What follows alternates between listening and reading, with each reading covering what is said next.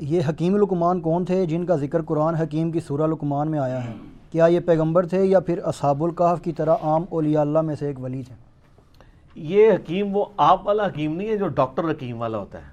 یہ وہ حکیم ہے جس طرح ہم حکیم الامت کہتے ہیں ڈاکٹر اقبال کو، یعنی حکمت کی باتیں کرنے والا. یہاں پہ بھی حکمت کے اقوال پیش کیے جاتے ہیں نا، تو ڈاکٹر اقبال کے اشعار پیش کیے جاتے ہیں، ان کی باتیں کوٹ کی جاتی ہیں، ان کے وہ خطبات reconstruction of religious thoughts in Islam, اس کی کوٹیشنز کی جاتی ہیں. تو ہمارے جس طرح ایک بچے کو بھی پتا ہے کہ حکیم اقبال سے مراد ڈاکٹر اقبال وہ حکیم نہیں ہے، نہ وہ ڈاکٹر تھا وہ والا ڈاکٹر جو پوڑیاں یا دوائیاں دیتا ہے. ان کی پی ایچ ڈی بھی فلسفی میں تھی. حکیم لقمان بھی اس قسم کے ایک تھنکر تھے. بیسیکلی یہ سوڈان کے رہنے والے تھے، حبشی النسل غلام تھے. عرب کے لوگ ان کے اقوال سے واقف تھے. جس طرح ہمیں بچپن میں ہی اشعار آتے ہیں کہ محمد سے وفات نے تو ہم تیرے ہیں. ہمارے چھوٹے بچوں کو یہ شعر آتے ہیں، اسکول میں سن لیے، لب پہ آتی ہے دعا بن کے تمنا میری. ڈاکٹر اقبال کو وہ جانتے نہیں ہوتے لیکن اشعار سنتے ہیں. اسی طریقے سے عرب کے لوگ حکیم لقمان کی کہاوتیں، حکیم لقمان کے واقعات وہ بچپن سے سنتے تھے. ان کے محاورے ان کو ایک ریسپیکٹیبل پرسنالٹی سمجھتے تھے. بس اس سے زیادہ کچھ نہیں تھا. نبی نہیں تھے وہ، کسی نبی کے صحابی بھی نہیں تھے وہ، کیونکہ قرآن حکیم میں جو سورہ لقمان میں ان کا ذکر آیا تو انہوں نے صرف توحید اور آخرت کا ذکر کیا، کسی نبی کی پیروی کا ذکر نہیں کیا.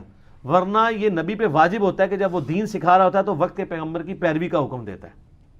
وہ ایک عام انسان تھے جو دین فطرت کے اوپر تھے، یعنی انہوں نے نیچر کو آبزرو کیا. یہ فطرت ایک توئیں والی ہوتی ہے، وہ فطرت نیچر ایک ہے تا جہاں پہ کسی پیغمبر کا پیغام نہ پہنچا ہو، لیکن فزیکل فینومینا آف نیچر، قانون قدرت کو، التذکیر بھی لا اللہ کو آبزرو کر کے ایک بندہ اللہ تک پہنچ جائے. اس طرح وہ گاڈ تک پہنچ چکے تھے. ان کی سب نصیحتیں پڑھیں. پہلی نصیحت ہی ان کی کیا ہے؟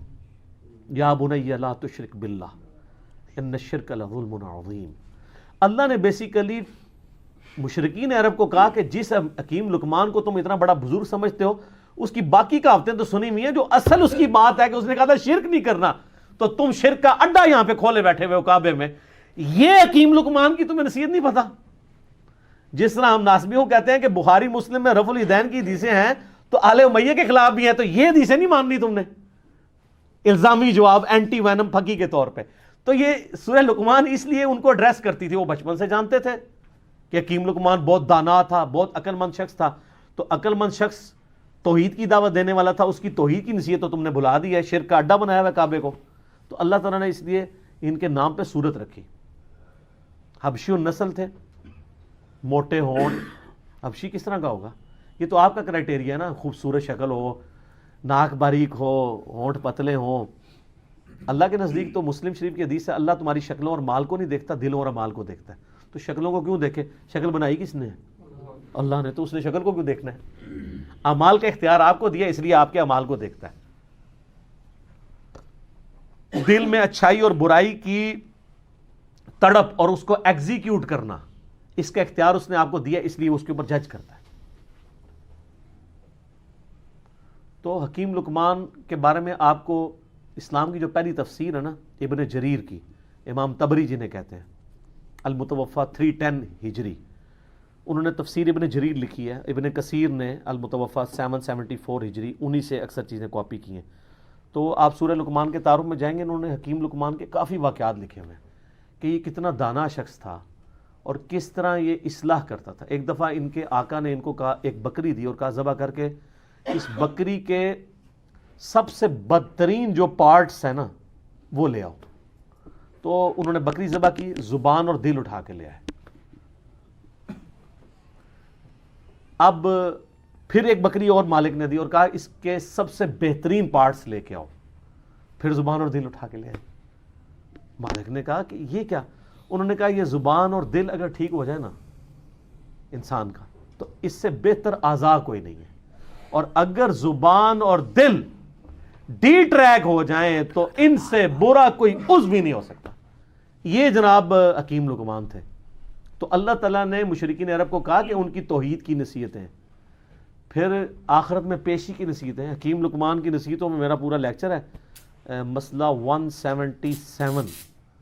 آپ جا کے دیکھیں تو آپ کو پتہ چلے گا جی حکیم لقمان نے کیا کیا نصیحتیں. سورہ لقمان میں 8 نصیحتیں تھیں ان کی، 2 اللہ نے مزید ایڈ کر کے تلک عشرۃ کاملہ، اور وہ 2 نصیحتیں ماں باپ کے ساتھ اس نے سلوک کی ایڈ کی، جو حکیم لقمان نے شاید عاجزی کی وجہ سے اپنے بچے کو نہیں کی، شاید موت کا وقت تھا تو اب وہ اس کو سکپ کر گئی، یا اور لوگ ان سے ہوگی تو اللہ تعالیٰ نے اسے پرفیکٹ کیا.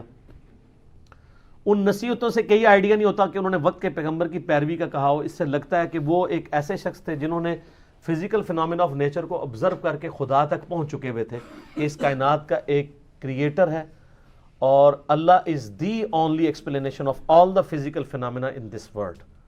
وہ اتنی رکت انگیز ان کے الفاظ ہیں، اے بیٹے اللہ کے ساتھ شرک نہ کرنا، بے شک شرک سب سے بڑا گناہ ہے، سب سے بڑا ظلم ہے، اور اگر تم پہاڑ کی چٹانوں میں یا آسمانوں میں بھی کوئی گناہ کرو گے تو قیامت دن اللہ تعالیٰ تمہارے سامنے لے آئے گا.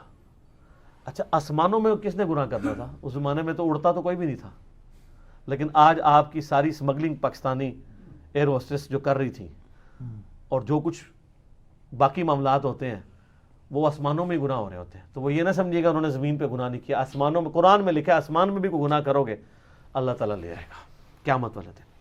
وَمَن يَعْمَلْ مِثْقَالَ ذَرَّةٍ خَيْرًا يَرَهُ فَمَن يَعْمَلْ مِثْقَالَ ذَرَّةٍ خَيْرًا يَرَهُ وَمَن يَعْمَلْ مِثْقَالَ ذَرَّةٍ شَرًّا يَرَهُ. ذرہ برابر نیکی بھی کرو گے وہ بھی لے آئی جائے گی، اور ذرہ برابر گناہ کرو گے وہ بھی قیامت والے دن تمہارے سامنے لا کے رکھا جائے گا. ہاں بھی جواب دو اللہ کو. تو یہ حکیم لقمان نہ تو کوئی پیغمبر تھے، نہ کسی پیغمبر کے فالوور تھے، نہ کوئی صحابی تھے کسی پیغمبر کے، نہ کوئی تابعی تھے. ایک سلیم الفطرت انسان تھے جو خدا تک پہنچ چکے ہوئے تھے، اور ایسا شخص اہل فطرت کہلاتا ہے. یعنی فطرت ایسا شخص جس تک یہ تا کے ساتھ ہوتا ہے، جس تک وقت کے پیغمبر کی دعوت یا کسی پیغمبر کی دعوت نہ پہنچی ہو، ایسے شخص کے لیے صرف ایک اللہ کو ماننا اور آخرت کا یقین کر لینا کافی ہے. چاہے نبی کی دعوت نہ بھی پہنچی ہو، اس کے لیے بس یہ اتنا اجمالی